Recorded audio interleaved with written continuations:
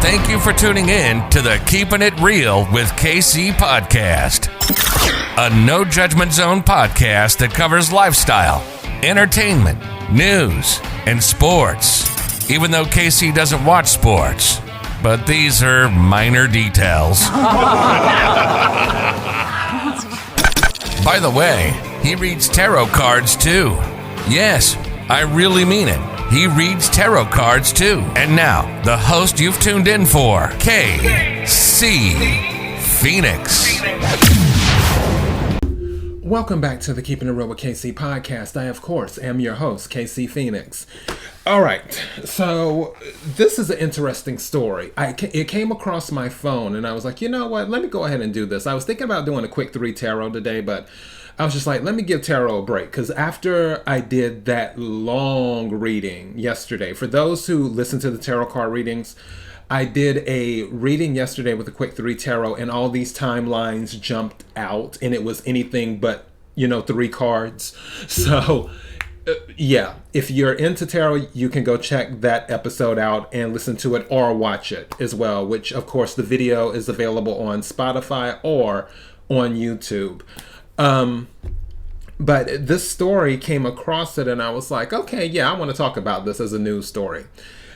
However, before I go any further, KIRWKC.com, main podcasting platform. This podcast is carried on Apple, Spotify, Google, iHeartRadio, Pandora, Overcast, Bullhorn, Amazon Music, Audible, and several other podcasting platforms. Please feel free to listen to this podcast on whatever platform is most convenient for you.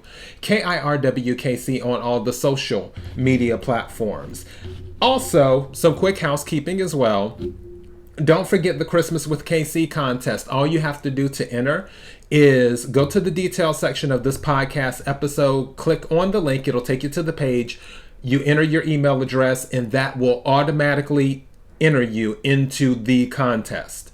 And you will be eligible to win either a cash prize via CashApp, or you'll be eligible to win a gift card to somewhere like either Best Buy or Neiman Marcus or Express Clothing, or maybe an American Express gift card or whatever. This is just my way of giving back to the listeners who have been kind enough to support me throughout all of this time that I've been doing this podcast, and I sincerely appreciate it. So yeah, all you have to do to enter, go to the details section, click the link, it'll take you to the landing page, enter your email address, and you will automatically be entered in the Christmas with KC contest. All right, now for this story. I'm using the New York Post because that's the one that came across my phone, and also other people were quoting the New York Post as well when I looked at some other stories. So this is about a waitress, as you can tell by the title, who did not want to share her tip. I will give my commentary afterwards, but right now I will read the article as it is on the New York Post. So, title of the article: Arkansas waitress fired after customers leave generous $4,000 tip. Now, an Arkansas waitress received a whopping $4,400 tip, only to be fired after her manager made her split it with other staffers, according to reports.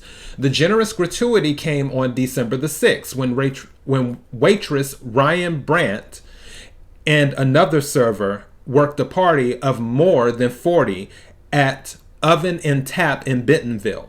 Each diner had chipped in $100 in tip money, believing the total would go to both servers. We knew servers were really hit hard during the pandemic, and it was something that we had to come up with to help give back. Grant Wise, who dined at the eatery following a conference in town, told CBS 5. But the restaurant's manager instructed Brandt to pool the tip with her co-workers who didn't serve the large party in an arrangement she told Fox 59 was unprecedented in her more than 3 years working there.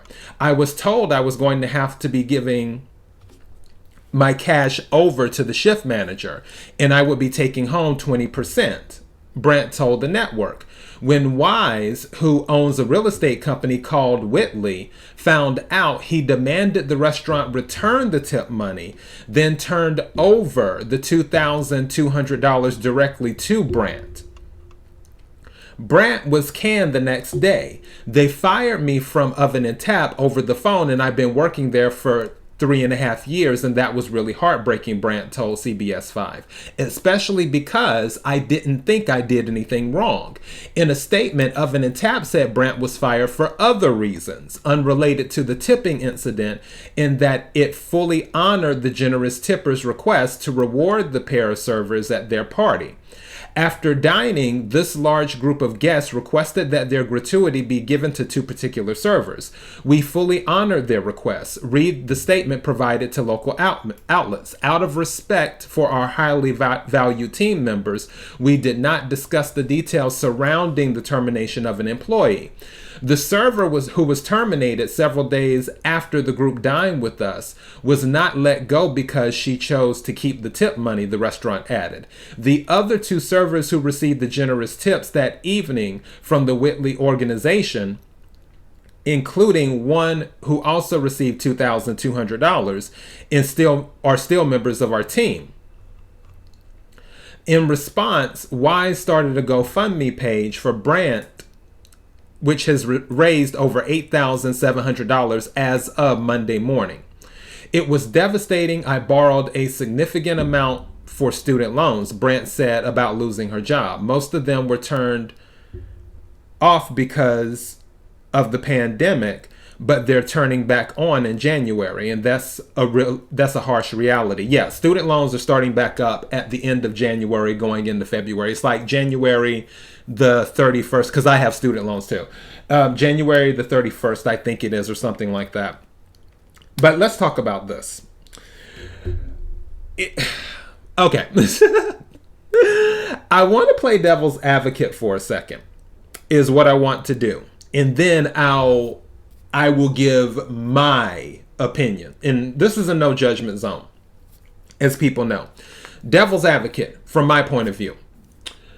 I can see why the manager would say, okay, you can keep 20%. However, you should split it with everyone else.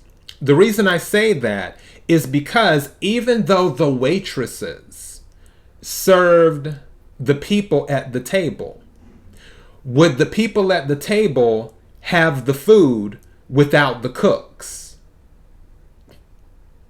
That's the question. Would the people at the table have a clean table without the busboy who cleaned the table prior, who did the cleaning prior? If they have a busboy, now if the waitresses did the cleaning prior, then we can take that out of the equation. But usually, and I mentioned this before in another restaurant situation, it was in the news story where the man was banned from the buffet from eating too much, which you can scroll back and listen to that. But one thing I mentioned is that I worked in a restaurant. Actually, I worked in several restaurants when I was younger. And usually you have a busboy for a table. The waitress doesn't always do it. Sometimes the waitress will do it if it's really, really busy and the busboy is already doing all this other stuff in the wait. Because obviously, if no one's sitting at the table, the waitress can't get his or her tip, or waiter. So they'll go and they'll be like, okay, I ain't got time to wait on you. I'll take care of the table myself. Let me get all this stuff off. I know you're handling those tables. I'm going to take care of this. That's going to be that.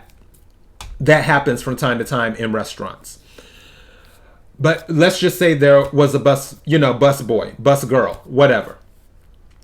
And they had to bus the table before the guests sat down at the table. Then you have the cashier who has to ring them up if the waitress has to hand everything off to the cashier. Because some restaurants allow the waitress to handle the cash and do all of that stuff with the receipts and everything else. But for the most part, in a lot of restaurants, they don't. The waitress will go ahead, take the credit card, go to the cashier, and then the cashier will ring everything up. And then it's like, okay, here, you're good. Hand it back to the waitress and do that. But like I said, sometimes the waitress does do the processing of the credit card or the cash themselves. All right. This is my thing. I would say, from a devil's advocate point of view, everyone who had something to do with the order receives part of the tip. Meaning if you help cook for the guests, I think it was 40 people. So if you help cook, if you help bust the table, if you waited on the table, if you handle any of the cashier work as well, maybe even go as far as, was there a reservation book? Because this was 40 people. I don't feel that 40 people could just show up. Maybe this is the type of restaurant they could have, but I doubt it. I honestly feel where these people would have probably called in advance and said, hey, I have 40 people coming in. Can we set something up? Can we make a reservation and have everything ready? The person, whoever took the reservation and set all of that up, getting the logistics and stuff together internally within the restaurant, saying we have 40 people coming, they're coming at this time, you're going to need this, and that, whatever. That person receives part of the tip. Anyone who may have done drinks, because waitresses don't always do the drinks. Sometimes there is someone who does the drinks and then hands them to the waitress, especially with alcoholic beverages. Because I dealt with this when I worked at Applebee's for a very short period of time, where the bartender would fix the drinks for the waitress or waiter, and then they take it out. The waiter or the waitress isn't making those drinks, the bartender is. So if there is a tip, they have to split it with the bartender. The bartender receives the tip or part of the tip at the end of the night when they tally up all the tips. So if it's one of those type of situations, I don't know if alcoholic beverages were served. All I'm going, I'm on the outside looking in. I'm just going by the news story. So you're taking all of these things into consideration. I'm playing devil's advocate here. All right. Now I play devil's advocate. Now let me give my direct opinion. I say that the money goes to the two waitresses. The reason I say that is because it's on video, and you can go to the New York Post or wherever. All you have to do is type in a search engine. You can go to DuckDuckGo and type in waitress fired after receiving $4,000 tip. And they will bring up a video of the man saying to her, this tip is for you and the other girl who served you, the other girl who served us. He says this on camera. Which, that's the other thing too. Let me throw something else out here as well. It's advantageous to her that that's on camera, that he put it on there. But my thing is this. When you do stuff for people, you don't have to announce it to the world. You can just do it. Not everything has to be on social media. And I'm not judging. I'm just making a statement and giving my opinion. Not everything has to be on social media. If you tip someone $4,000, you and your group, you decided to tip someone $4,000, that's good for everyone. I'm glad that you had it on your spirit to give her that $4,000 tip. Did you have to put it on camera? I mean, it's kind of like, I just don't see it. I feel, let me put it this way. If you didn't put it on camera, she still would have got the money. So it's not like, oh, well, if I don't record me giving her the money, then she doesn't get the money. No, she was still getting the money. It's just, it wouldn't have been on camera. Not everything has to be on camera. Some things can just be a more personal, intimate moment is what they can be. Just throwing that out there. Now, let's circle back around to the recording. Because it was on camera that he specifically said, this is for you and the other girl who served us. The money should go to the two waitresses, which they would split. It would be $2,200 apiece. Now, if I was one of the servers who helped out, let's say I was the server he tipped, then I would take $200 out of my $2,200 and say, okay, here's to the cook, or hey guys, here's $200. And I would probably attempt to convince the other girl or the other server, because it could be a boy, to give up $200. So that's $400 to put towards everyone, where, okay, you guys can split the $400 between yourselves, or you can take the $400 and go out to eat at a different restaurant where people are waiting on you and you're not having to cook and do this and do that. However you want to do it, you can do that with the $400. But as for who gets the money should have went to the waitresses. Is what should have happened, because the person who gave the money specifically requested it. It's almost like a will. If somebody transitions and they say, I want to give the money to my wife, or I want to give the money to my son, or I want to give the money to my sister or my brother or my aunt or my uncle or my dog, which, yes, people do leave their money to their animals. I don't know why. You have to really have something against your family to leave it to animals. But when you're doing that, you're designating, you have already allocated where you want the money to go. You've already determined where the money will be allocated. So it's not up for debate. It doesn't matter what the policy is. And if they're saying that, oh, well, it's the policy, anything over a certain amount, they only get to keep 20%.